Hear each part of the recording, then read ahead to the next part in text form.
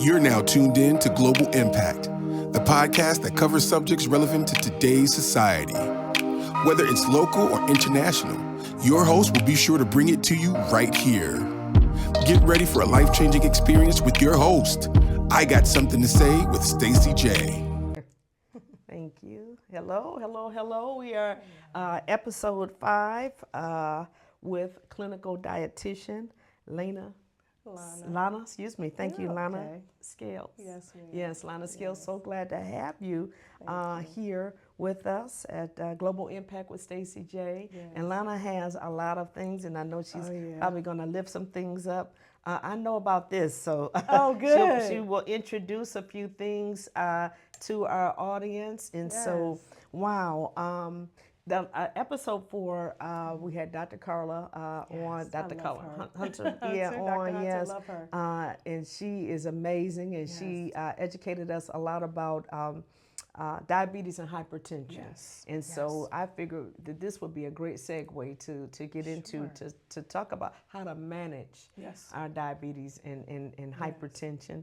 I have seen, because everybody knows that I am type 2 diabetic, and I do have high blood pressure as well. So those two, and there's something that I definitely have to constantly work on, and make sure that I eat right, and make sure that I manage and keep my numbers, watch my numbers at all time with A1C, and I check my blood sugar every morning. Woke up today was 123, so that's a good thing. So we want to keep it between definitely I think it's between 80 and 1. No, in the morning is 80 and 130. It would depend. So sometimes doctors don't want it that low in the morning. Oh, okay. So it would depend though. And I know for me it's rarely. For me it's always on the other side. But normally I'm between 125 and 130. That's always my goal every morning. Okay. But if you're not diabetic, then having the lower numbers would be normal. Yep. But if you're diabetic, it would depend on what those parameters are per your physician. Yeah. Thank you. Yeah, welcome. Thank you. So Lana, tell us about yourself. Oh gosh. Oh my gosh. Where do I start? I've been a dietitian now since 2011. I've been in this field, 30 years now. Wow. 30 years, since like 95. I'll just say 95. And I started in the 90s, actually through my church. I went to the Grady Emanuel Institution Church Man Christ. I was there for like 25 years. And I just, when I was there, I was like the personal trainer, nutrition person, you know. And they allowed me to, like, I would teach like nutrition, nutrition classes too, but I would teach like, back then they were wellness classes before I became a dietitian. And I would do like fitness, I would do like fitness classes there. The pastor, he's now Bishop Jeju Shear. And he, back then he was Pastor Sheard, and he graced me to be able to, he gave me the freedom to be able to, like teach a aerobics class or talk about wellness. So nonetheless, I did that. And what I found is that when I would go into the gym and I would train someone, I wanted to have more. I wanted to know more, because I started off cosmetology in high school. I went to Murray Wright. Murray Wright. Good school for that. Yes. And I went to Voltech through Murray Wright, 9th grade through the 12th grade. So by the time I graduated from high school, I sat for the cosmetology exam, and I was able to become a cosmetologist. And then that same summer, I went to school, and I learned to, I went to school for the instructor's license. And then one of my teachers, her friend had a beauty school in Oak Park, and she said, hey, I want you to go over there and become a teacher. So I sat for the exam, became a teacher, and I taught it was Northwest Beauty College back then. I remember so it really struck my interest.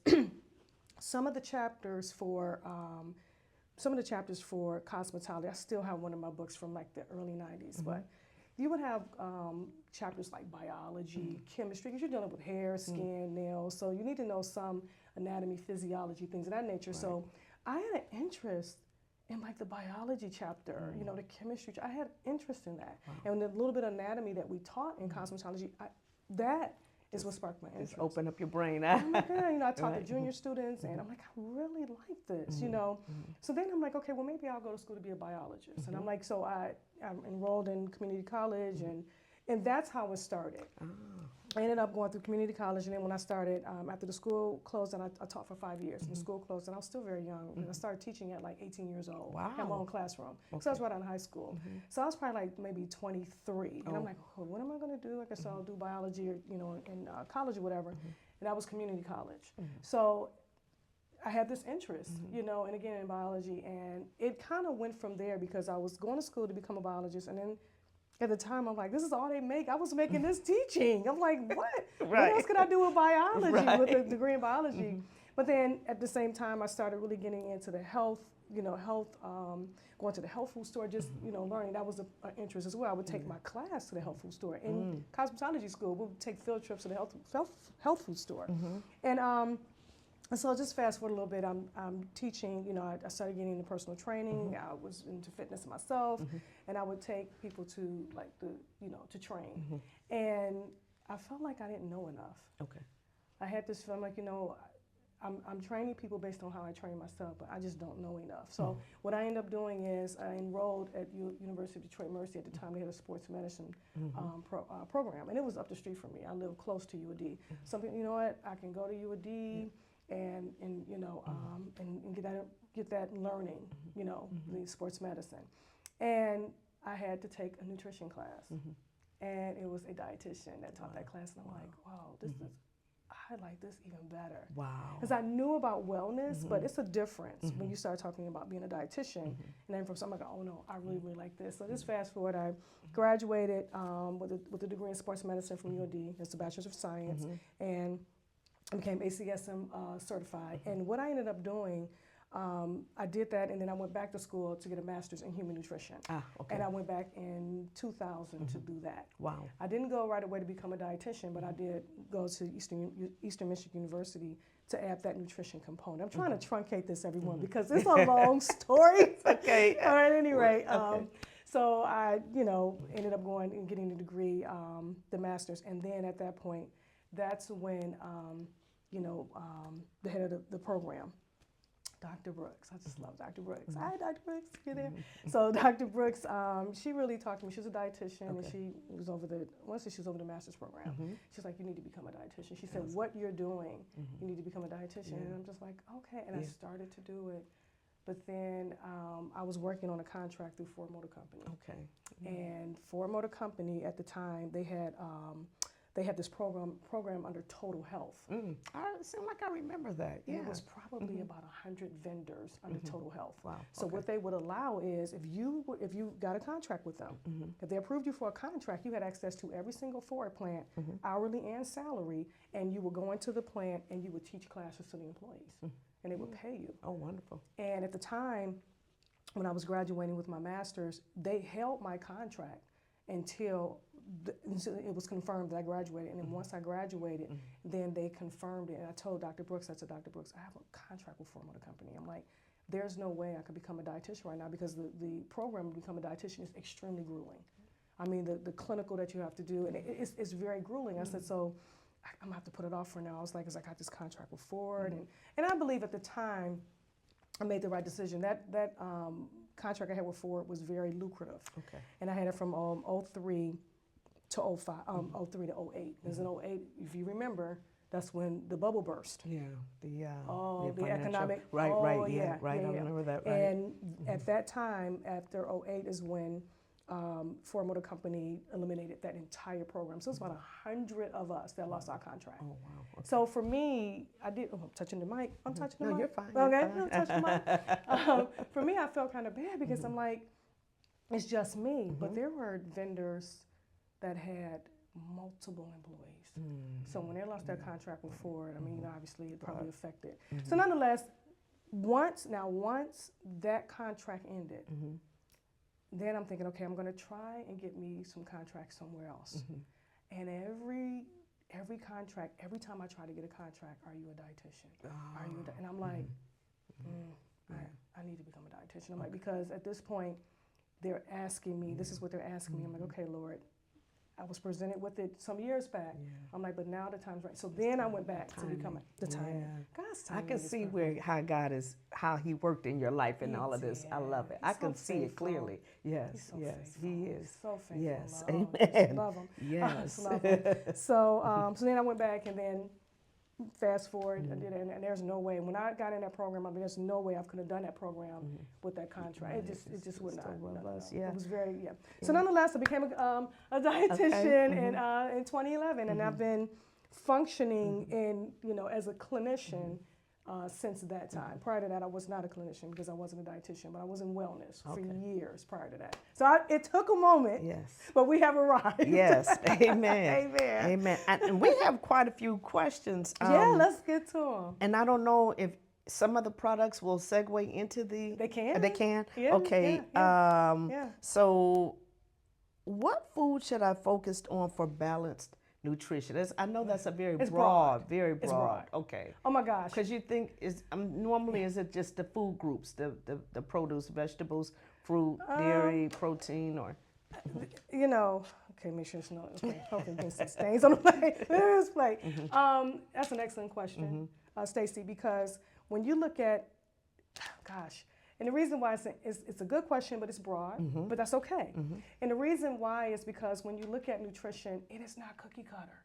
Yeah. And it's not cookie cutter because we're not all the same in terms of our physiology. Okay. Yeah. And when I say our physiology, some of us, as you're very transparent about, you have type 2 diabetes. Yes. I mean, I want to say the statistics, they may be higher, but the last time I looked at the statistics and even posted on the statistics, I want to say they were 1 in 4 Americans that are insulin resistant. Wow. So when you look at that statistic, I mean, that's a devastating statistic because insulin resistance is pre-diabetes, right?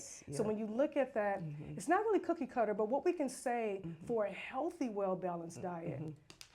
I don't know if they can see the indent. They can see. Yeah. I mean, and the reason why I love this plate, I know it's plain, it's green. I'm wearing green. We're matching, right? But I love this because this side of the plate should be vegetables. See, wait a minute. That side of the plate should be vegetables. You hear what she said?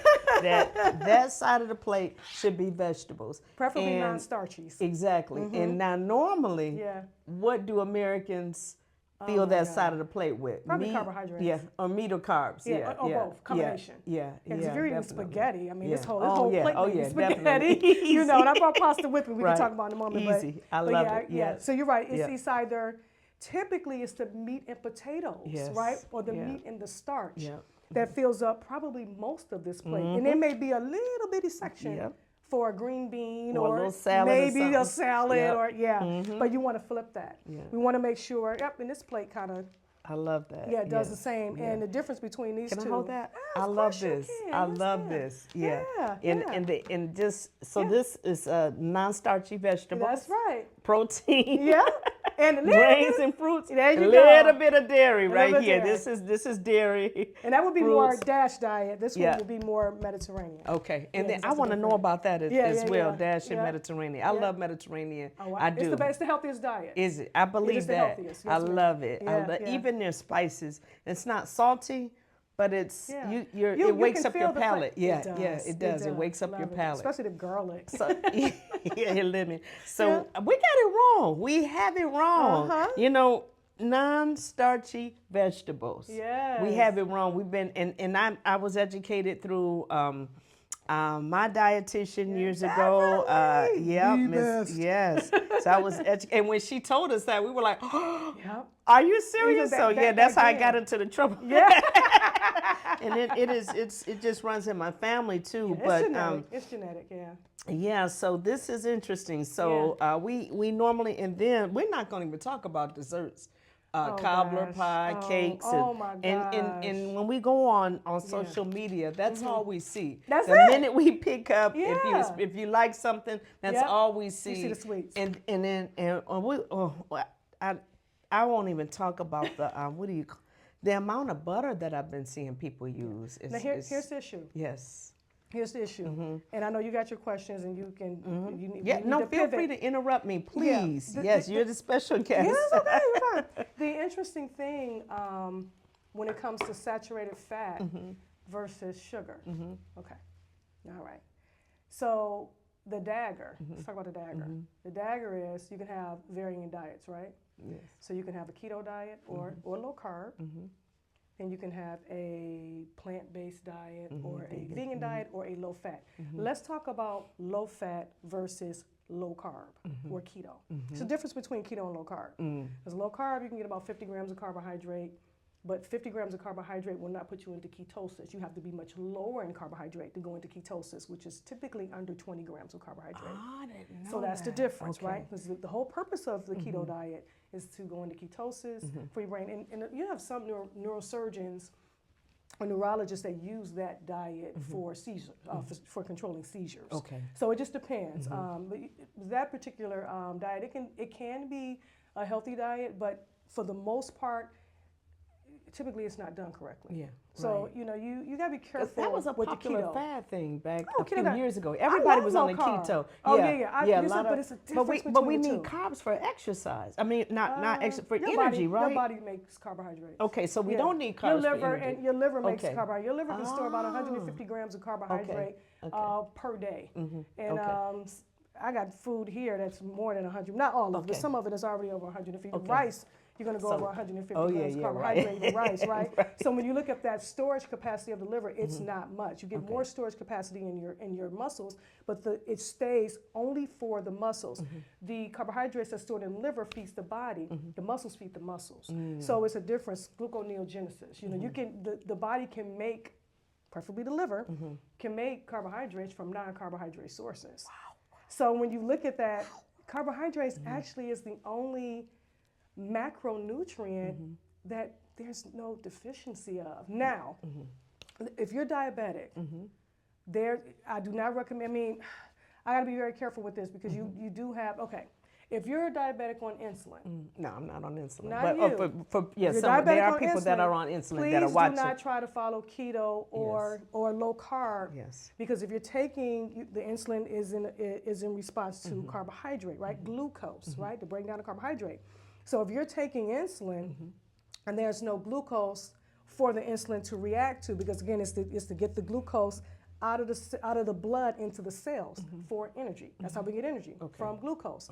But you need insulin to open up that door to that cell and let the glucose in. You're a good teacher. Yeah, yes. well, You're a very good teacher. The way you just broke that down. Okay. Yeah, because what happens is in insulin resistance, the reason why it can be so dangerous, especially in the very beginning, because people can have insulin resistance and not know it. Yep. So what happens in the very beginning? Insulin is showing up for work, but not moving the parts. So you're showing up, but you're at the cell, and glucose is like, let me in the cell. And insulin is like, I guess. I don't know. My key don't work. I don't know. It's not going to do it. So what does the pancreas do? The beta cells of the pancreas produces insulin. It produces even more. It produces even more. It produces even more. And over time, the pancreas starts to shut down because tired. it's overworking. It's overwhelmed, overworking. Yeah, exactly. I like the way you break that down. That's exactly what happens. So when you talk about a low carb diet, in the beginning, and I've worked with many patients over the years, and even in private practice, and when you work with patients that are following a low carb, if they're insulin resistant, even if they're taking metformin or something, metformin has been around 60 years or whatever, a long time. It's a very well-known medication. It's like exercise in the bottle. It works, helps insulin to work better. It's a good medication in terms of medication, because sometimes medication is needed. It's not always the bad guy. Sometimes it could be over medication, but sometimes medication is needed. But nonetheless, if they're on metformin and they're sent to me, so I have physicians that send patients to me sometimes. So if they're sent to me and they're like, look, I'm on metformin, maybe 500 once a day, whatever. And they're like, well, I don't want to have to take additional medication. What can I do?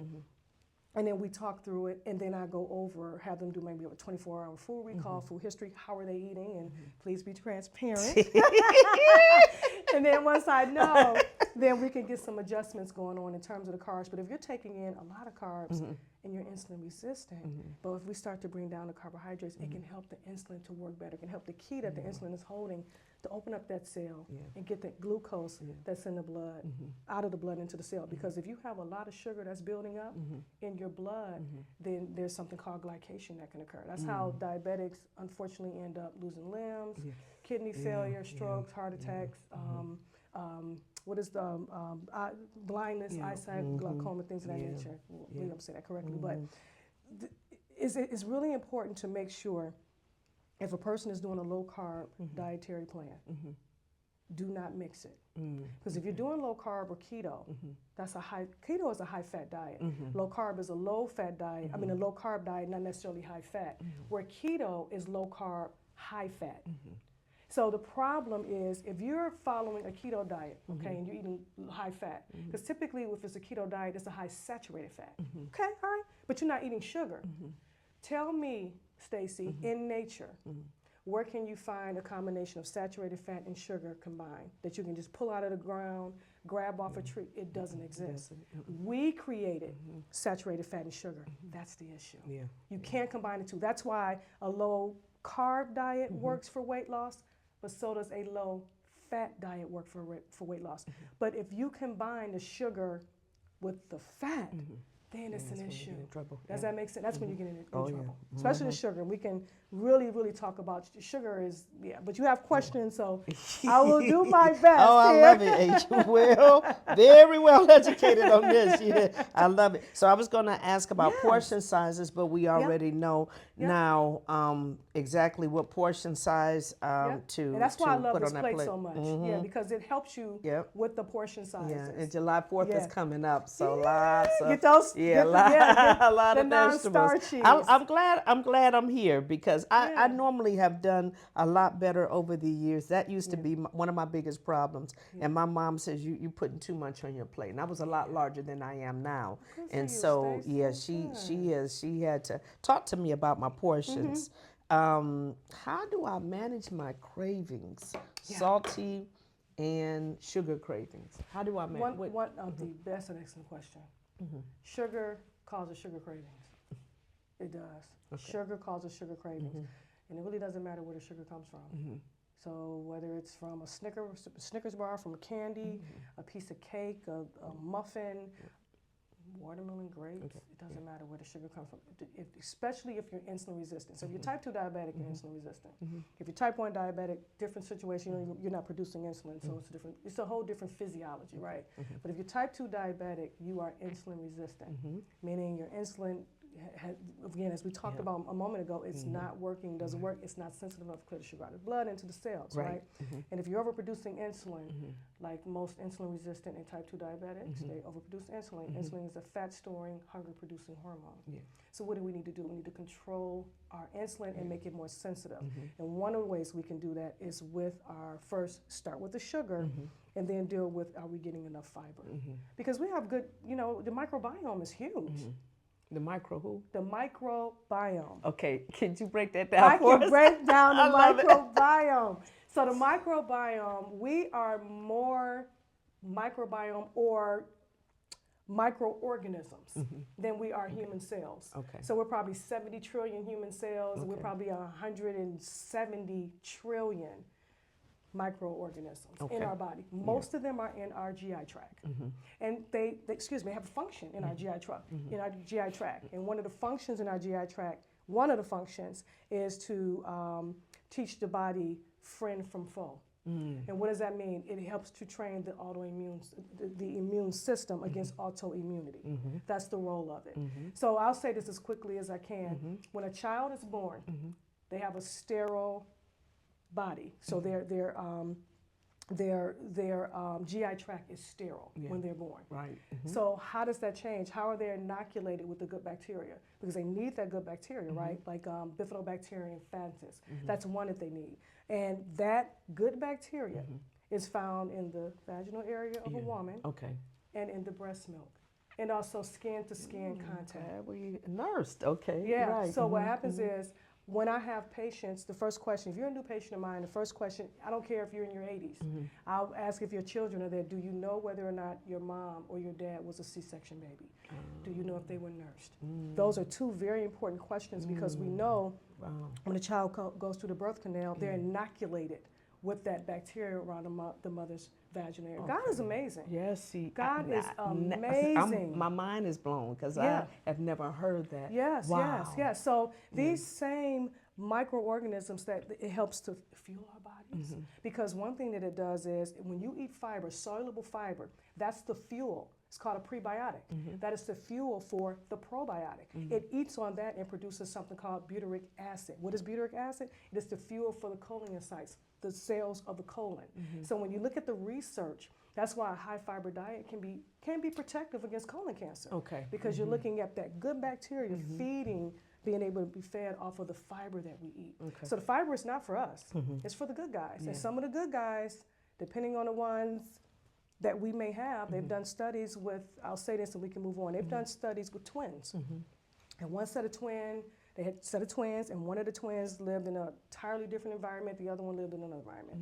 And one was overweight, one wasn't. So they did studies on their microbiome. The overweight twin had a different microbiome than the normal weight twin. So we know that when it comes to obesity and overweight, that the microbiome can drive that. What are the colonies that you have in your microbiome? Okay. Is it driving you to want to eat sugar? Is it driving you in terms of your you know, again, wanting to eat sugar versus wanting to live or have a healthier diet? And the more you eat sugar, the more you're going to crave sugar. Okay. The more you eat it, the more you're going to crave it. Okay. Ding, ding, ding, ding, Yeah, ding. yeah. Okay. So the first place to start. Yeah. And it may, if you have a person that consumes a lot of sugar, and I mean, if you're eating a lot of fruit, that's still sugar, it's- depending on the yeah, type of yeah, fruit. Some fruits are sweeter than others. Watermelon, grapes, mango, bananas, depending on the color of the banana. If it's a yellow banana, it has more sugar than a green banana. Green banana has more resistant starches that help to feed the microbiome. So it just depends, right? But if you're eating a lot of sugar, it is going to cause you to crave it. So I would recommend, the recommendation is really go over your diet with a fine-tooth comb. Even if you're eating a stir fry or something, make sure it doesn't contain, the sauce doesn't contain sugar. So if you start to remove the sugar from your diet, it will cut back on those cravings. Cravings. Very good. Same thing And with that'll help salt. with Is the that salt, the too. same thing? Okay. What we know with insulin resistance, we know that sometimes sugar can drive blood pressure. Yeah. I don't want to get in trouble for that, but it can. That's why typically when we have diabetics, most diabetics They go hand in have high hand. blood pressure. I'm here. I'm transparent about it, It's, right? it's, Yeah. it's the sugar. Okay. It's the sugar. Not saying if you have. Let me be clear. Look in the camera for this. Not saying if you are diabetic and you have high blood pressure that okay, I'll stop eating sugar. I can have salt. No, it's not. We're not saying that. But what we're saying is you definitely want to be very cognizant of your sugar intake and make sure again if you're eating those vegetables, you're getting the soluble fiber to help feed those good guys and help colonize. Love it. Yeah. Tell our audience how much water we should drink daily. I had this somebody is a just good get one. into a big argument with me about I mean, it depends. I mean, when it comes to water intake, is it half or like if someone weighed 100 I mean, we go by kilos. okay. Right. So if you have a person that's 80 kilos, maybe 80 ounces of water a day should be sufficient. Okay. But if you're on the GLP-1, you need more. Okay. I mean, GLP-1s, we could probably talk 10 hours on. Oh, yeah. I've worked Okay, with that over, might, we might have to bring you back to talk I've about worked that. with Okay. over 500 GLP-1 patients. Yes, I have a lot yeah. to say about that. But Okay, nonetheless, okay. we'll stick to the subject. Okay. I'd like to know more about that Oh, one. yeah, you can these bring me back days. to. There's a Okay. lot to say about GLP-1 patients Okay. and the medication itself because some of it is groundbreaking. Okay. In a good way. Okay. Some of it. Well, that's good. Good to know. There's some overuse, but there is some really good use. Now, nonetheless, when it comes to water, you just want to make sure that your urine is not super clear. Yeah. You don't want to overhydrate. Okay. And then you don't want to make sure that it's really, really dark. That means that, there may be some dehydration. You don't want yourself to get too thirsty. Okay, you get thirsty, more than likely you'll dehydrate, and that's not good. Yeah. So you just sip on water and fluids. The rule of thumb is we like water, but as long as there's no caffeine and sugar, those fluids also can be included as your water intake as well, as long as there's no sugar and caffeine. Right, Okay. right. Yeah. What are the best sources, and you might have talked about this, I'm not yeah. sure. What are the best sources of healthy fats? Oh my gosh, I have this avocado oil here. I like that, yeah. Yeah, this avocado oil. I love this because you can use it to cook, like when you're sauteing and spray. You can spray with it, and you can also, I put it on top of it, like if I'm having cucumbers and tomato slices, I'll spray a little bit on there. Okay. But yeah, avocado oil is great. It's Okay. a monounsaturated fatty acid. It also has, avocado has a high heat point. Depending on the purity of it and how it's processed, it has a high heat point, meaning that you may be able, not saying that you should fry your food all the time, please don't. But if you're having fried foods, I have them every now and then, gluten-free of course, been gluten-free forever.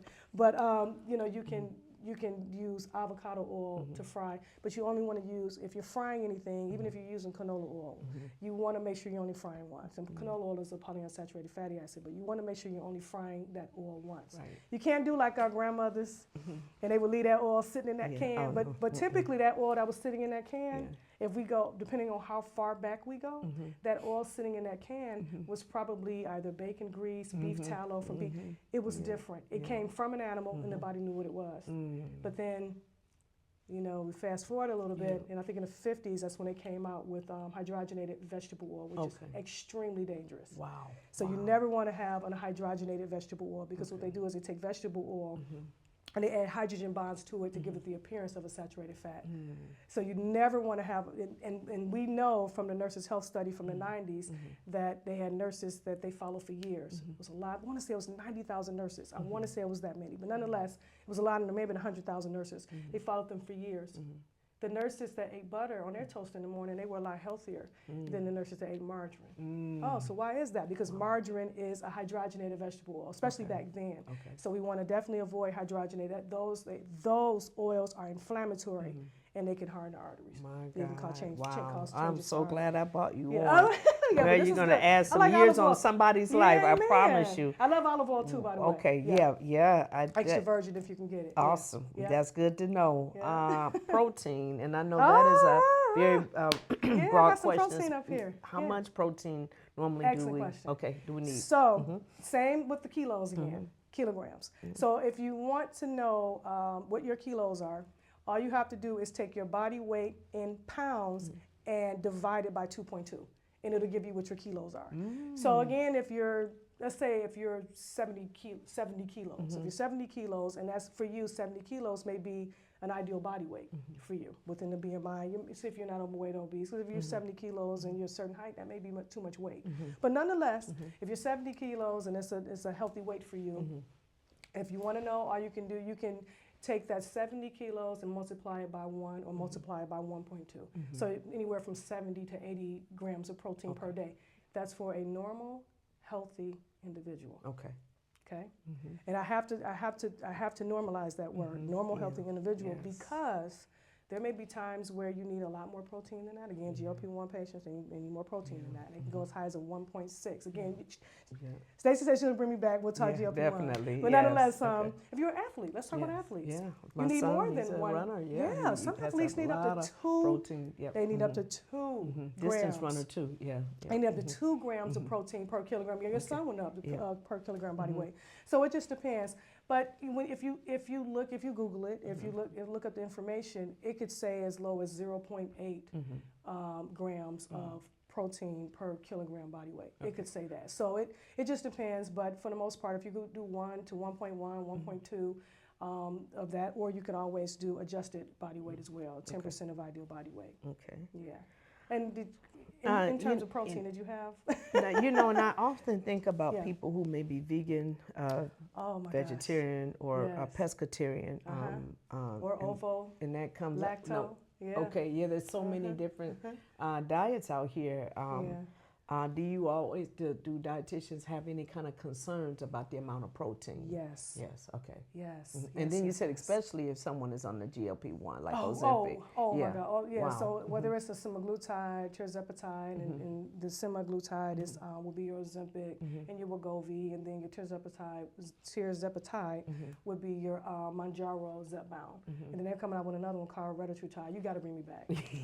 We have talked. My God, so much to talk about. We do. There's a lot of talk and chatter about that. Oh, that retatrutide is going to be a game changer. Wow. It's going to be a game changer. Oh, I can't wait to hear about Zepbound is okay. I'm going to. Okay. Let's table that. Yeah, let's come back and talk about it.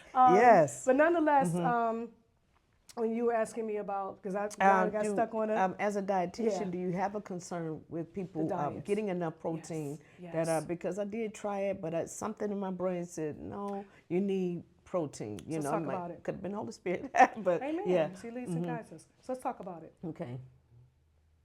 If I have a patient, and I've had patients in the past that are vegetarian, my very first question to them: which type of vegetarian are you? Let's. Which one are you? Are you vegan? Yeah. And if you're vegan, why? And they tell me they're vegan from a social aspect. Typically, if it's social related, then I don't try to change or make recommendations away from a vegan diet if it's from a social aspect. I don't. But if they tell me, oh, my TikToker is, okay, well then let's talk. This is the TikTok. But if it's social, I can. I did have a patient years ago that was vegan and for her it was social, animal rights activists, things of that nature. So I couldn't change, so I was respectful of it, and I just, and I worked around it. Now, vegetarian, my question would be, what type of vegetarian are you? And if they tell me if they're a vegetarian, well, I'm pescatarian, or ovo-lacto, or ovo-lacto-pescatarian. What's ovo-lacto? Yep, ovo eggs.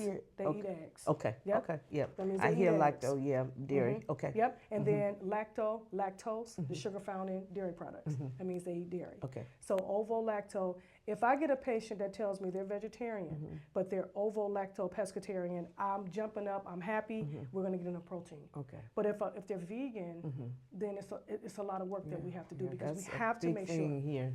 Yeah, Vegan. especially in celebrity culture. Oh, They have a lot of absolutely. influence on people, right? Yeah. The problem with it is, and I've had this happen before, I've had patients that were diagnosed. Now, it doesn't mean this happens all the time. I can only speak from my experience. I have patients that were diagnosed with type 2 diabetes after becoming vegan. Why do you think that happened, Stacey? Think about it. Because you tried it before, so why do you think that happened? What are they, so if you're vegan, where are you getting your protein from?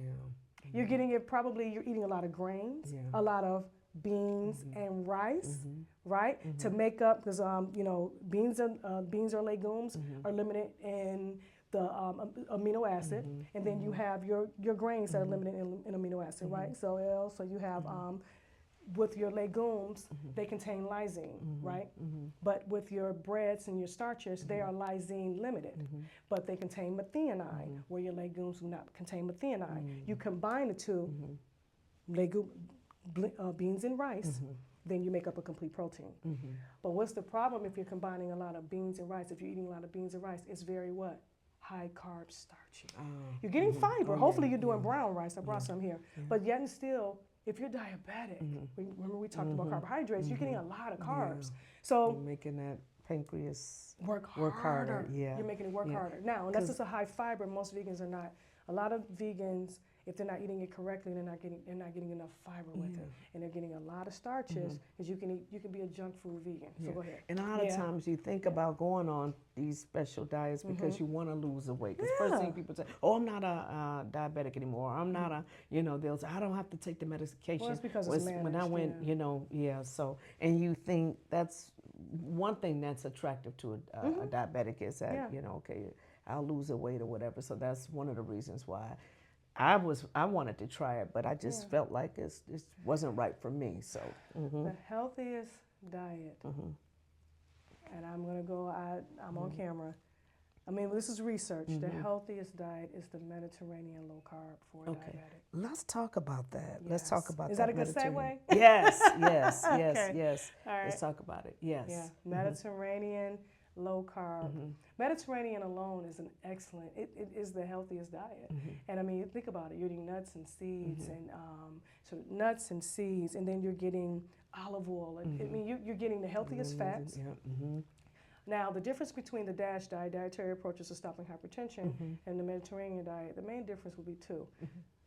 With the DASH diet, they do recommend dairy products. Okay. It's very interesting, which I'll talk about in a moment. Don't let me forget. Okay. And then with the Mediterranean diet, not much, maybe a little Greek yogurt, but it's not heavy on dairy. Okay. They're not recommending dairy, where the DASH diet is. And with the DASH diet, no alcohol, Mediterranean, maybe some red wine with your meal, right? Because again, it's Mediterranean, Right. European, right? So, but the Mediterranean diet, again, seafood, fish, right? So you're getting those good fats that we talked about a moment ago. You're getting those omega-3 fatty acids. and salmon. Okay. And salmon, And I actually brought, so I can stop pulling some of the products.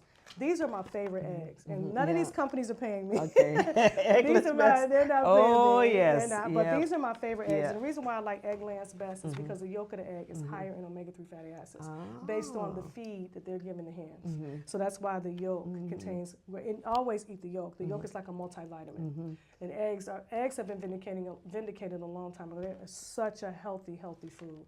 And then we were always taught that the yolk is not good because of the cholesterol. So you just debunked that. Yes. Okay. Yes, All right. ma'am. Absolutely. Yes. Especially. So glad we have her on. Yeah. Yes. Especially Eggland's Best. Okay. Now, if you're unable to get Eggland's Best, just eating eggs. If you know, we're in Michigan, so if you know, you can go to Eastern Market and get eggs from a farmer. I mean, just having eggs. You know, you're fine with eggs. I just personally like the Eggland's Best because, again, it's the yolk of the egg that makes the difference, right? And the yolk of this egg contains a higher amount of... I love eggs. I love them poached. Oh, yeah, omega-3 fatty acids you're getting. And omega-3s, we know, are excellent for lowering the bad cholesterol and getting the good ones up there. Especially olive oil is good for that, too. And then we know omega-3 fatty acids are excellent for brain health and inflammation as well. So excellent to have, to get your omega-3s this way as well. And you get them from eating walnuts and fish like salmon and shrimp. You know, you want it to be wild caught with the fish. And then I love this one. This is a tuna that's packed in extra virgin olive oil. Wow. Let me see. The first time I've ever... Can I get that at any supermarket? You can have this one. I'll leave this. A few of these I'm going to leave with Stacy so she can try them. But any supermarket. Any supermarket. I've never... You know, probably because I never looked for it. Yeah, maybe you never look. Yeah. I love this, and it's 18 grams of protein. It's low sodium. It's only 250 milligrams of sodium. It's 11%. So for sodium, you want products under 10%, but the 11% should be okay. You should be fine with that. But yeah, this is good. Wow. And you're getting omega-3s and you're getting monounsaturated fatty acids from extra virgin olive oil. Isn't that amazing? Yeah, very heart healthy. Very heart healthy. Yes. We want to take care of our hearts. Yes. Yeah. Yep. So when you talk about the Mediterranean diet, you definitely again it's a power-packed lifestyle. Now, for me, I don't personally drink alcohol. I just don't personally drink it. And with the Mediterranean diet, you know, the recommendation is red. I want to say red or wine. You know, with their meal. And that's how they do a lot in Europe. But for me, I just don't personally. So if you're diabetic, I just don't recommend drinking at all because it can be taxing on the liver. And it's sugar. And it is. It's 7 calories per gram. Yes, it's a lot of sugar. It's driving the sugar. Yeah, my father always said that if you're diabetic, that drinking alcohol is just it takes probably 10, 20 it can years ruin off you. your life. It'll really ruin you. Now there are some people have gotten into arguments with me about that because when I did make the decision I might have maybe a birthday or occasion, anniversary a few times a year, but also they say that tequila is better because for diabetics. I say the fermentation or something. I believe so. It's supposed to be better. Yeah, it probably the fermentation. Yeah. But nonetheless, it's still alcohol, and your liver has to process it. And the one thing that we have to keep in mind, especially with diabetics, your liver. You want to make sure that you have a highly functioning liver. Thank you, Lana. Thank you. You're so welcome. I'm loving this. It didn't come from me. It came from the professional. Okay. Yes. I mean, people will fight you on that. They will. They will fight you on that. Yeah. So that's the difference with the DASH. And just quickly, let me say this about the DASH diet. Okay. The DASH dietary approaches to stopping hypertension was really interesting. I remember I was working on my master's at Eastern, and they were talking about it. That diet came about because of African American males, and they wanted to try to get the blood pressure under control with African American males. Wow. So the only thing is, that's why I say it's really interesting about dairy products. Sometimes with African Americans, we have a tendency to be lactose intolerant. Yes. But we could always do a lactose-free milk, like lactose-free milk, or like oat milk, or Now I'm glad you brought that up. okay. Because if you're doing a lactose-free milk, it's one like Lactate or something like that. Yeah. But I love this milk. Ripple plant-based milk. Yeah. Yes. Now let me tell you about this milk. The reason why I brought this one, I used to do almond milk, unsweetened vanilla almond, but it only has 1 gram of protein. It has no protein. But this is made from yellow peas. It's pea protein, and it contains all essential amino acids to make up a complete protein. 8 grams of protein per 8-ounce cup, just like a regular cup of milk. Okay. And we can find this at most markets as well? Yeah. Kroger, Meyer, Walmart, all the stores. Okay. I ordered and my daughter from is Amazon in bulk, but pretty health conscious, and she had gotten us into drinking plant-based milks and plant-based dairy, but Ripple, because we've been doing almond or oat milk, but I will have to try. This one is a higher Ripple. protein. Yes. And we talked about a moment ago, just kind of going back a little bit when you talk about veganism. See, the issue is, again, veganism can be done right, but you got to make sure that you're getting the protein with veganism. And we talked about that. So you want to make sure that you're getting complete protein sources with veganism. And it's only a few. I mean, it's a few. Soy. Soy is a complete protein. When I say complete protein, it has all 9 essential amino acids to make up a complete protein, like eating meat, eating seafood, dairy, eggs. Those are complete protein sources, right? So, and cheese. You want to make sure that you're getting a product. I want to call it a product. Because you want to eat natural. You want to make sure what you're eating naturally contains all 9 essential amino acids, or that you're creating it to make all 9 essential amino acids. How we talked about with the rice and the beans. One is limited, they're both limited, but they come together and they combine and they make the complete protein source. This one already has the complete protein source, the pea protein, the yellow peas. So you can do that.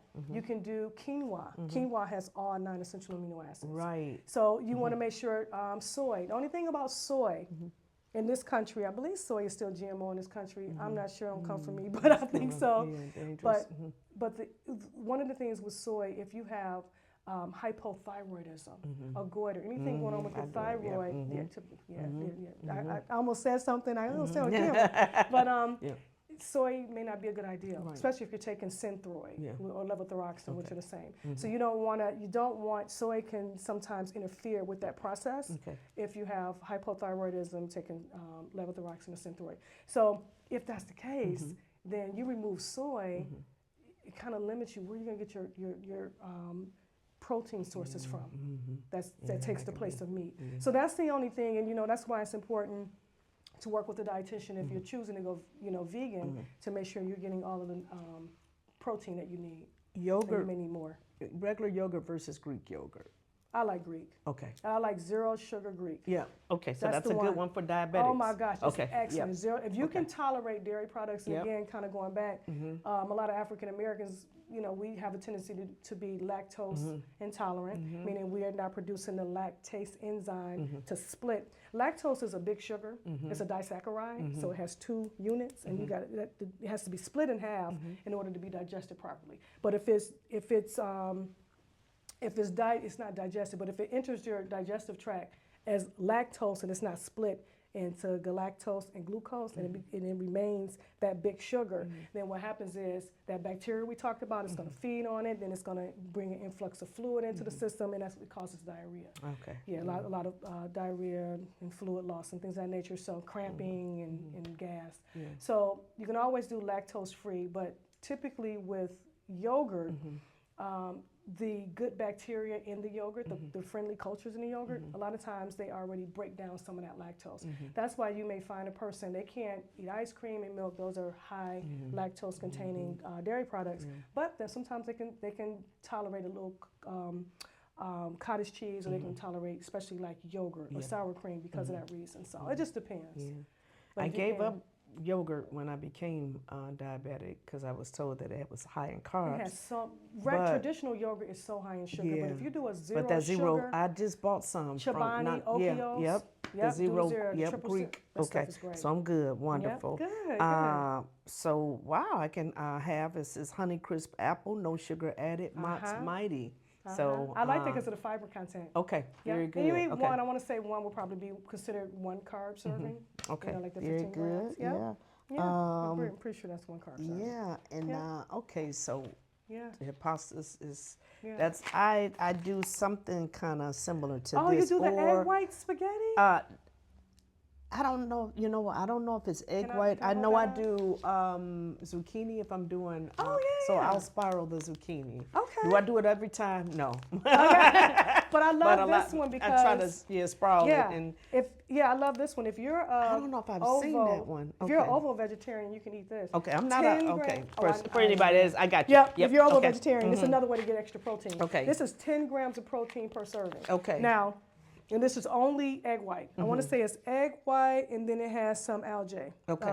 You know, I want to say seaweed algae. Okay. But this is wonderful because of the 10 grams of protein. Okay. And then you can, and what I recommend with this is you want to make sure that you rinse it really well. Okay. And then you can make it, you know, you make your pasta sauce, and then you can eat it as spaghetti, or I use it as soup as well. And I know the family doesn't like it, but I always have to cook my stuff separately. But yeah, so this is, and it has. Look how many grams of fiber. Yeah, and I I think do it's what, need is my it 7 or glasses 8? on. Here, did I have another one? Let's see. I can take a look. Can you hand me my glasses, please? So it's 21 grams of plant protein. Yeah. Thank you. Okay. And then it is 8 grams of fiber. Wow. Yep. So, Yeah. and then I'm always going to look for those carbs. You should. Okay. Yeah, but think about it this way. That's 34 grams of carbohydrate and it's 8 grams of fiber. Okay, that's right. And you subtract the fiber. Yep, Yeah. I remember I know that. they're Yeah, you calling that subtract the carbs. fiber. I Yep. know some of you don't believe in that, Yeah, but yeah, for the you purpose of getting that fiber, this is good. Yep, you subtract the fiber. And Yeah. so, okay. Oh, you know, we didn't talk. We're going to talk about cereal. Did you bring? Oh, This is God, cereal. thank you, Jesus. She is This on is cereal. point. Yes, Yeah, cereal yes. can be horrible. Yes, I mean, yes. the sugar in cereal can be horrible. But I did bring some cereal. This is, again, these companies are not paying me, but this is 3 Wishes.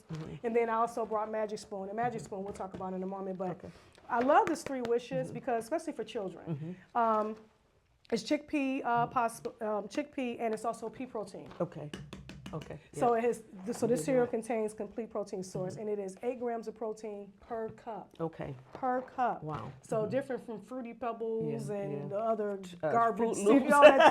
all that sugary Right. stuff. Right. But this is great. This is only 3 grams of total sugar and 3 grams of fiber. Wow. Never heard of Yeah. it, but now Yep, I'm this is so your glad box. So this that is you for brought that Stacy. in. Yes. Yeah. Thank you. This is excellent. Yes. So if you pair 1 cup of this cereal with a cup of this, 16 grams of protein. Wow. Yeah. Wow. Yeah. So that's how you get it. And you're getting fiber. Wow. You get 3 grams of fiber per serving of this. Wow. Yep. And I can find any of these products At the grocery store. At the I bought grocery these store. now this one I didn't. Magic Spoon is found at the grocery store, but they just came out with their oatmeal. Oh, okay. So that's like This is oatmeal. oatmeal. Yeah, this is good. A And I- protein oatmeal. It's a protein Right. oatmeal. It's Okay. made from oatmeal. This does contain milk protein isolate. So if someone has a dairy allergy, they can't have this. But nonetheless, it is gluten-free oats, by the way, too. So, yep, I got a few of them in here that you can take with you. But this one is the maple brown sugar, and it contains 6 grams of fiber. Wow. Yeah, 35 grams of total carbohydrate, 6 grams of fiber, 1 gram of sugar. That's it. And no added sugar. Okay. So always look for added sugar as well, but no added sugar with this. 15 grams of protein. Wow. Wow. Good stuff. And this is good. And look at the back. So this is an instant oatmeal. Yeah, that's a It's nice size instant. Oh, pack sorry, too. it's And upside, that's it's for one upside person. down. This is one person. One person. Wow. Okay. 15 grams of protein. Wow. Magic Spoon. Yeah. Right. So this Yeah. is. So you can have these yeah. too. Thank you. 3 Wishes. Yes. Right here, 3 Wishes. Yeah. And Magic Spoon. So this Yeah. is your hot cereal, Yeah. and this is your cold cereal. Yeah. And Yeah. and your Ripple plant Yeah. plant-based milk full Yeah. of protein Yes, to ma'am. accompany this cold Yeah. cereal. And you Very can good. even, I actually add this to that as well, just to bump up the protein. Yeah. Because you typically, if you figure if you're getting about 90 grams of protein per day, if that's what your requirement is, and that's a typical, maybe a typical requirement, 30 grams of protein per meal. And you definitely want to start your day off with protein in the morning and no sugar. Wow. Okay. Because that's another thing, back to your cravings. Look at what you're eating in the morning. If you're eating sugar in the morning, that's going to drive cravings throughout the day. So you always start your day off no fruit in the morning. Yeah, because I especially if you're usually get a insulin resistant. banana. No, You know. Okay. not in the okay, morning. Okay. And then your bananas need to have green skin. Yeah, Okay. no banana. If you're doing bananas, they need to be later in the day, not in the morning. Okay. That'll help your cravings. Okay. Yeah. Thank you. Make And sure I don't that have a protein- problem with eating green bananas. I don't. Good, I yeah. really don't have a Resistant starch. problem. Feed the They're good not as guys. sweet, and Yeah, I like yeah. that. But not in the okay. morning. Yep. Okay. Not in the morning. Have protein Thank you. in the morning. Okay. Yeah. Thank you. Eggs are great We'll in call the you morning. Doc. I know, but Superfoods green gummies. Those. I like those. I actually saw those. I don't always buy stuff from social media, but I actually like these. I like the ingredients. It's a good way. Now, these do not take the place of having your non-starchy vegetables. So you say, oh, I ate those. I don't need to eat greens. Yeah. You still need to eat greens. Right. You still need to eat non-starchy vegetables. But, I mean, I like them because they're prebiotic. They also have some, plant properties in them as well, non-starchy vegetable properties in them as well. Sugar-free? Yeah, the sugar-free. Oh, yeah, the gluten-free for me. And those are pretty good. Okay. And I think I have 2 in here for you. Okay. So if it's not expired, you can have it. Okay. Okay. Yeah, I brought some things. So, I love this. Yes. So, okay, Yep. sodium-free. You can season your food. Bouillon, because, that stuff is so, a lot of the bouillons and they're so high in salt. so high in salt, So yes. that's one, I mean. Wow. Yeah. And again, this stuff is at the supermarket, Yeah, but, we don't if buy it, you're we're not looking for it, Yeah. because a lot of times we don't even know it. I mean, we know that there's low sodium. Yeah. I've gotten a low sodium, but sodium-free. Sodium-free. That's so much safer I and love healthier, that. yes. It reminds me of rice and roni, Yeah. and I did bring rice. Yeah, 50 packets in here too, so, Yep. yes, yep. So this is a yellow rice, and if your viewers are choosing not to do microwave rice, that's fine. But for some of us, we're really busy, and it may help to pop it in. Now, comparing the two. No, my husband, I'm gonna tell him that because he's big on brown rice. Okay. Yep, and this one is 3 grams of fiber, Okay. and this one is 0. Okay. So you always want to go with, you can always make your rice taste like this one, adding this in. Okay. Okay, and you're getting the fiber. Because this is 47 grams per cup. This one is 42 grams per cup and 3 grams of fiber, no fiber. Okay. So that's why I brought them, just to A lot of compare. fiber. Yeah. Fiber is important, and protein is important. Yes. And this. Oh, and you can use that. I have Yeah. that in my. Back when I was trying to do the vegan thing, and yeah. I had that. But I like the taste of it, like on popcorn. You can add it to your rice and vegetables. It gives it a nice flavor, like a cheesy flavor, without nutritional yeast. without a lot of sodium. So that's helpful as well. Okay. Yeah, and it actually has some fiber. I mean, some protein as well. Okay, so for the chip And eaters. some fiber. Okay. Now, Is this a good alternative? It is. And I'm trying to think. I do have chips, like those protein chips. Only thing about the protein chips, like by a company called Quest, you got to be careful with the sodium. With those. Okay. Just be cognizant of the sodium. Okay. But these, I actually saw these in the grocery store yesterday. I'm like, okay, this may be a good alternative because now, let me look. You're not getting any fiber, okay, I get that, but it is 8 grams of protein, and then when you look at the sodium, it's 7%. Okay. And that is per serving, so it's 2.5 servings in this bag. This is not a huge bag. Oh, what should we be looking at in terms of sodium? Yep, you want the sodium to be under 10%. Under 10%. So when you look, if you look Per at a serving. label, per serving. No, Yeah, per- per serving. All okay. of them is Per serving, typically per yep, serving. okay. Yeah, so you figure if you eat the whole bag, it's 18%. Okay. So you want to go per serving. Okay. When you're looking at the labels. Okay. And you also you want to try to go under 10%. Okay. A normal healthy individual can obviously typically there's no sodium restriction. But if you are on a sodium restriction, you have 2,000 milligrams, maybe about anywhere from 23 to 15. It depends. Milligrams of sodium, but you just have to be really careful. Okay, If, that is so watch your good to know. sodium. So Yeah, good to know. yeah. If you have renal insufficiency, renal disease, it may be lower. It just depends. If you have congestive heart failure, it may be lower. I've seen restrictions as low as 1,000 milligrams. Yeah, we're finding too more and more people are now on dialysis or have congestive heart failure, and I'm hearing this Diabetes. a lot more. Yeah, High blood pressure, diabetes. I mean, it is. That's what I did my master's on. That was 150 years ago. Yes, Especially your daughter no. project. That was so long And I'm ago. so glad that you constantly sound that alarm because it's so important. My father, one of the, I think the driving force that causes me to, I walk at least 3 to 4 days a week, Good for and you. You and try to drink Be a lot of water. move. Yeah, Move your body. because Ms. Cameron, my dietitian, she talked about the importance of walking and drinking a lot of water to get that sugar or whatever out of our system. Remove it, But my father was he had kidney failure and congestive heart failure in his later stages. But we knew he was very, very healthy. Aside from being a diabetic, he managed it very well. But the minute he retired, he became very. It happens. Well, he's probably sedentary. Yep, You're very retired, sedentary. you're not Yep, moving not around as going to much as work you every were. day, because he, Did had he this work at the ritual. plant, or- Yep, had worked at the plant. Would go, Yep. and I'm not big moving tanning. around. Back it then, was yep, what he he was was moving doing. around. He would go Yeah. swim every day, and Yeah. when he retired, When you become unfortunately, sedentary, yes, that's when we know. yeah, And I the work body from just home. breaks down. Yeah. And we're seeing so many people with mobility issues, and a lot of times, if we're not out moving, Not moving. yeah, We're yep. meant to move. We are meant to move, not sit. And I sit at work. I do telehealth, and I'm sitting. So yeah, you figure even for me, I have to get up and move around, and I have that under the desk elliptical thing. I'm trying to get in as much movement. You know, when you get older, you know, it becomes easier for your body to store fat. It becomes easier. But you know, when you go to other countries and travel, All they do is move. All they do is move around. They do. They do. They eat a lot of fiber and they as move. Americans, we have everything at our fingertips. We do. As We don't do Americans, we anything. don't even have to go out and get groceries anymore. We can just, you know, go and have everything delivered.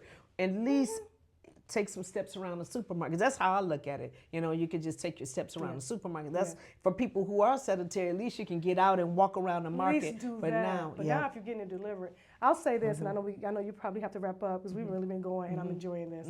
But you're fine though. Yeah. the interesting thing is, and I want to say I'm very careful with social media. I mean, that's because I'm a clinician, so I'm able to debunk, right? But what bothers me about social media is a lot of bad information out here. So yeah, it's a lot of bad information. But nonetheless, I know this to be true that there was I can't remember if it was a study that was done. It may have been a study that was done, but nonetheless, there was a gentleman lived in Europe.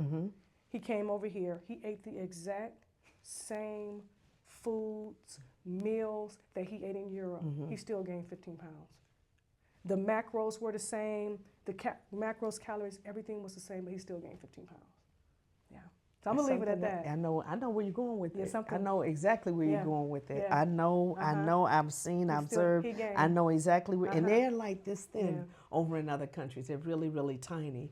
And there's a reason. But when you go to the market, everything is fresh, and I know where you're going with that. Meal plans, personalized meal plans for people who have a very busy schedule. Do you have any kind of recommendations like? Yeah, I would recommend, try to do your best to have at least breakfast in the morning, unless you're doing intermittent fasting. Some people do, but when you break your fast, you still want to break it with a protein. What's your idea on intermittent fasting? I like it. Okay. I like it. Okay. If you take insulin, I'd recommend, talk to your doctor. I don't think you should be fasting if you're taking insulin. Right. You got to be very careful with that, especially if you're wearing insulin pump, things of that nature. But if you're type 2 diabetic and you're managing it and you're not on insulin and you're not on a medication that can cause hypoglycemia, low blood sugar, then it may be okay. I would say talk to your dietitian, talk to your healthcare provider before you do it. If there's no issues, if it's just insulin resistant, I don't want to say just because insulin resistance is very serious, but if it's not a condition, a medical condition that affects your blood sugars, because again that can be dangerous. I like intermittent fasting. Okay. Yeah. It can be done as long as it's done properly. Yeah. Nutritional labels, 10% for sodium. Yep. Below 10. Below 10 for below sodium. 10%. Below 10 for sodium, which is hard to find. Yeah, for some be. products. Like these are, again, these are, but they're per serving. Yeah. So you got to look at the per serving. Yeah.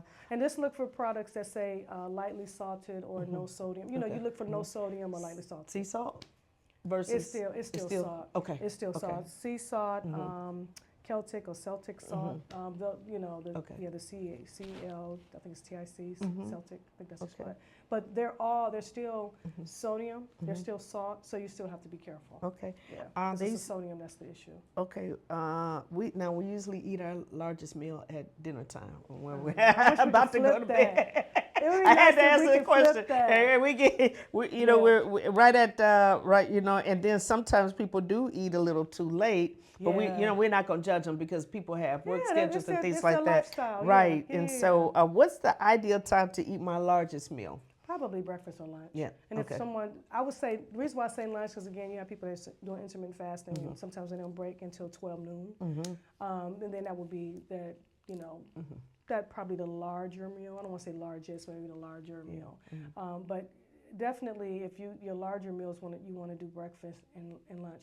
But what's most important with these meals would be the quality of the meal. Quantity is important, but it's the quality of the meal. Okay. What are you having for breakfast? Again, I'm like, the fact that they, that for years, 100 years, we've been eating sugar in the morning for breakfast. And it's just, it doesn't help. Not anymore. Not anymore. And even again with and that fruit. banana replaced that. Or, so we want to burn that sugar. We want to make sure that we're not having, you know, again, when you talk about bagels and muffins and pancakes and waffles, all these different things, they're all starches. They break down very quickly into sugar, especially bagels and pancakes and things like that. So you want to be very careful and not have those when you break the fast. You want to do protein when you break the fast. Eggs. Good thing, because I've been doing that intermittent from 12 to 8, and so my husband, he just joined me. Okay, so that's, when you say 12, you mean 8 to 12? I'm sorry. I eat PM to between 12? 12 and 8. So So you so we from Okay, 8 p.m. to 12 So in the try to afternoon. make your larger meal like earlier during the day. Okay. Even if it's lunchtime. Okay. Yep. So one thing that middle-aged people we struggle with is, how do we get that energy level? How can I improve my energy levels through my diet? Oh, yeah, Is there definitely what you're anything, eating. because I gave up caffeine, so it's decaf. So Make sure you're not dehydrated. We talked about water. Make sure you're getting enough protein. Okay. And then make sure you're not getting a whole lot of sugar. Because the sugar, again, what happens is you get sugar spikes And then you get the drops. And that's what happens. And then you're overproducing this insulin. And again, insulin is fat storing, hunger producing. And it can be inflammatory as well. So we want to make sure that, we need insulin, obviously. We can't live without it. But we want to make sure that it's sensitive how it should be and it's not being overproduced. Okay. Supplements. You just held up the wounds. So what other type of we're in America. We do take a ton of supplements. I know I take a ton too. My take on supplements is they can be foundational, but let me reverse that. Foundational is food. Start with nutrition in terms of what you're eating, but should we take a multi? I have no problem with taking a multi, especially like vitamin D, D3. I talked to my doctor because I Most take. of us are deficient. What do I take in the morning? I do a vitamin C. I'll take vitamin C as well. A gummy for fiber, just a little help with that. Okay. Hair, skin, and nails, been doing that for years. With biotin? Yep. Biotin. I'm trying So you're to getting the think B of another complex one. with that, so you're doing a C, B focus, complex? because the menopause kind of, Okay. so I do take one for focus, and Okay. I think there's another one, I can't think of it. But my doctor told me, she said, Ms. Johnson, if you drink the right amount of water, you'd be surprised at how these things will improve. You don't want to be, you don't want to be dehydrated. B vitamins, and we get those from whole grains, right? We get those from fruits and vegetables, a water-soluble vitamin. So we get those from fruits and vegetables, and some, a little bit of dairy, but mainly fruits and vegetables, and you get some from eggs too. So, most of the time we're deficient, not so much deficient in a supplement, we're deficient in the foods where we would get the nutrients. Okay. So it's important to make sure that we're getting the food first. Now, again, as I mentioned, I don't have a problem with supplements at all. And I know we'll talk about that at another time. GLP-1, you almost, it's just you need a supplement, certain supplements, GLP-1. But nonetheless, just even a normal healthy individual, a multivitamin can be helpful because it may be some areas that may be missed. And you just want to make sure that you're getting those nutrients that you may be missing. Again, vitamin D. Vitamin D3, a lot of us are deficient, especially those of us with melanin, right? So there has a tendency, we're in Michigan, we don't get as much sun. So there's a tendency, and then if you have any type of autoimmunity, vitamin D is going to be tanked with autoimmunity. Okay. So the body is going to really feed on vitamin D3 because vitamin D is responsible not just for bone maturation, not just for helping with calcium levels, but also for immunity. So it's very important to make sure of that.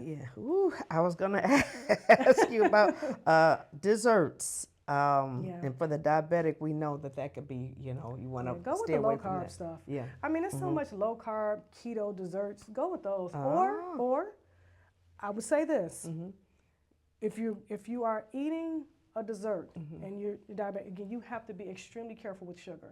The sugar is what should be on the mind. Simple sugars. What is it made with? But also be very cognizant of the fat. So when it comes down to it, the absolute worst dessert will contain a saturated fat, or let me reverse. The worst possible dessert will contain a hydrogenated vegetable oil, and it will also contain a high fructose corn syrup. Okay. That is the worst of the worst. Yeah. Those two in combination are the worst of the worst. But then if you get away from those two ingredients, saturated fat, sugar, refined sugar. Okay, so you have those two. Yeah. That's not a good combination. It's not the worst. The first is the worst. So you got those two. If you're eating something with a saturated fat and sugar, like sweet potato pie, it's going to have a saturated fat for the most part. As long as that shell doesn't have a hydrogenated vegetable oil, then it more likely will be something more of a saturated fat in that shell. And then you're using sweet potato, and then you're adding sugar to that. But you can always make a low carb sweet potato pie. I mean, it's ways around it. Okay. So you always want to look at recipes where you can avoid using sugar. You can use stevia. You can use monk fruit. I'm still a Splenda gal. Don't come for me in the comments. But I don't know. I like honey. Honey is sugar, though. Oh, okay. Okay. Thank you. Honey is still sugar. Okay. Honey is Thank still, the body. See, now it Okay. has a lot of antioxidants, and it never decays, and never rot, never decays, which is wonderful. In terms of it from an antioxidant standpoint, it's a very healthy substance. Okay. However, for a diabetic, it's still sugar. So You get that out of so it's agave. Agave is still sugar too. Okay. So it would literally have to be because when you look at sugar and look at carbohydrates, they're 4 calories per gram. So does it break down into glucose? All we care about as dietitians and healthcare providers, does it turn into glucose? Okay. And if it turns into glucose, there's glucose components. That's what the body. That's what is the driving force for diabetes is glucose. So. Calcium, potassium, and magnesium. Bananas contain that. Okay. Yeah, okay. but we want to do the green skin bananas. Green skin. And then you Okay. have a lot of nuts and Okay. seeds that are extremely healthy. Ah. If you have diverticulosis, something like that, where you've been told you can't have nuts and seeds, that's a different story. I would say make them creamy. Okay. And you're still getting, you have walnut cream, Good idea. Nut butters and things of that nature. But yeah, those are really good for giving those components as well. We talked about the Mediterranean the Mediterranean, diet, yep. Mediterranean diet. Yep. But my question is, how can I add flavor to my meal without using salt to kind of?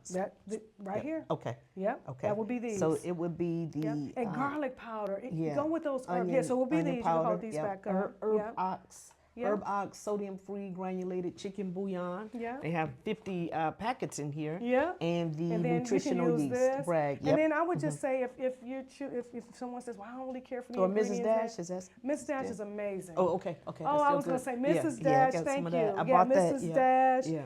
Garlic powder, not garlic salt, but garlic Yeah. powder, onion powder, any of those. Those are excellent. Himalayan salt, is that still kind of that's put the it all pink in there? salt. Yeah, the pink salt is It's still still salt. Okay. It's still salt. So- It can still again it contains, because the thing is when it comes to sodium, sodium pulls water, right? So if you have sodium, whether it comes from pink salt, Celtic salt, any of those, Sea salt. it says sea salt. Yep, it's still going to do what? Pull the water. Okay, gotcha. Yeah. And which increases your pressure in your blood Okay. vessels. Wow. This is amazing. I know a buddy of mine, we were just having lunch about a couple of weeks ago, and I know she's going to be watching. She has an app where she takes a picture of her meal. Is it MyFitnessPal? I think I so. like and MyFitnessPal. it breaks down everything that the she macronutrients, ate. how much It breaks down the protein, nutritional value of her fats. meal just by that. taking a picture. I It love blows that. my mind. I wonder if it's MyFitnessPal. I like that one. You got to pay for it, but I think it's worth it. Yeah, that's if what it's she was something. telling me. I think it is. Yeah. So MyFitnessPal. that is amazing, and it helps her out a whole lot. I love yes. that. Okay. I love those apps. Yeah. Wow. Yeah. Wow. That's one I like. MyFitnessPal, very Yeah. good. Yeah. Wow. Yeah. This has been amazing. I can't wait because I want to have that. We got to come back to talk about GLP-1s. Yeah. GLP-1s, because that is, and I know people who are not diabetic and they're on it for the weight loss. I don't want to say too much because it's a lot to say. Oh yeah, let's talk about it. It has other benefits. So we'll save it because Okay. I really it has other benefits. I am experiencing it once they increased my dosage. Which one are you on? Ozempic. Ozempic, yeah, you're diabetic. And then with the So you're on a semaglutide. yes. Okay. And so with the it helps sleep apnea. it's helping. Yeah. It's Well, I helping know with some Zepbound things. is. I know that the tirzepatide helps more so with sleep apnea, but I want to say that there's something as well. But even heart health. I mean, it's a lot of. I'm telling you, some good stuff. So, and some people have. Yeah. There's pros. I don't know. Some people say, "Oh, I wouldn't stay on there too long or whatever," but you know. But we naturally produce GLP-1. Yeah. It's just that our GLP-1 that we naturally produce is metabolized very quickly, within seconds. Oh, okay. And now we're taking something that can stay in the system 6-7 days. Yeah. 6-7 days versus seconds. Would you right? call it the miracle drug? Like, Oh my God!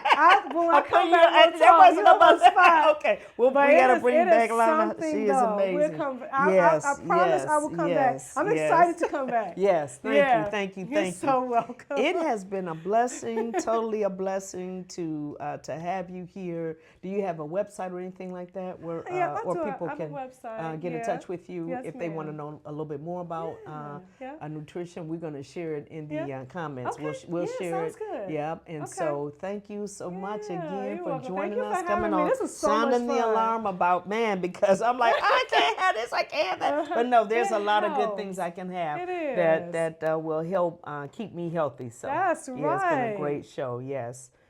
So thank you again. Thank you for having me. I appreciate it. God bless you. Thank you. God bless you too.